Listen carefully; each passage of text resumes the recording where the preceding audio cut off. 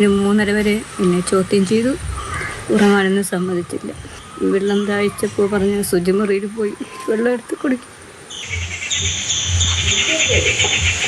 ചെയ്യാത്തൊരു കുറ്റത്തിന് ഞാൻ അവരെ മാളെ കണ്ടിട്ട് തിരിഞ്ഞു. ആ സാറാണ് എന്നെ ഭയങ്കരമായിട്ടും എന്നെ അനുഭവിച്ചിട്ടുള്ളത്. ഭയങ്കരം എന്ന് പറഞ്ഞാൽ എപ്പോഴും എനിക്കത് താങ്ങാൻ കഴിയാത്തൊരവസ്ഥയാണ്.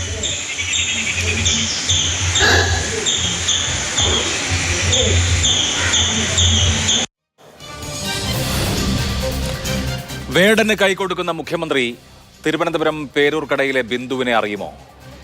അങ്ങയുടെ പോലീസ് വ്യാജ മോഷണ കുറ്റം ആരോപിച്ച് ഈ ദലിത് യുവതിയെ ചിത്രവധം ചെയ്തത് 20 മണിക്കൂർ നേരമാണ്. കുടിക്കാൻ വെള്ളം ചോദിച്ചപ്പോൾ ശുചിമുറിയിലെ വെള്ളം കുടിക്കാൻ കൽപ്പിച്ചു.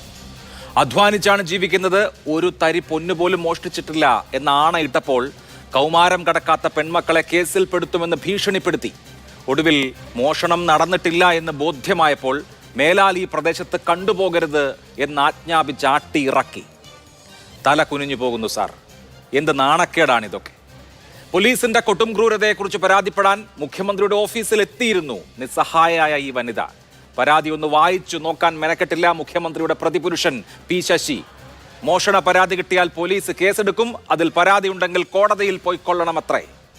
തൊഴിലും നിറവും ജാതിയും നിർണ്ണയിക്കുന്ന മുൻവിധികളാൽ നയിക്കപ്പെടുന്ന പോലീസ് സേന ഈ നാടിന് കളങ്കമാണ്. ഒരു SIയുടെ സസ്പെൻഷൻ കൊണ്ട് ഈ അനീതിക്ക് പരിഹാരമാവുകയില്ല. 4ാം ഭരണവാർഷികം എൻ്റെ കേരളം എന്ന് പേരിട്ട് നാടാകെ കൊട്ടിഘോഷിക്കുമ്പോൾ ഓർക്കണം, ഇത് ബിന്ദുവിൻ്റെയും കൂടി കേരളമാണ്. അരികുവൽക്കരിക്കപ്പെട്ട സകല മനുഷ്യരുടെയും കേരളമാണ്. ഇവിടെ നീതി ഉണ്ടായേ പറ്റൂ സർക്കാരെ.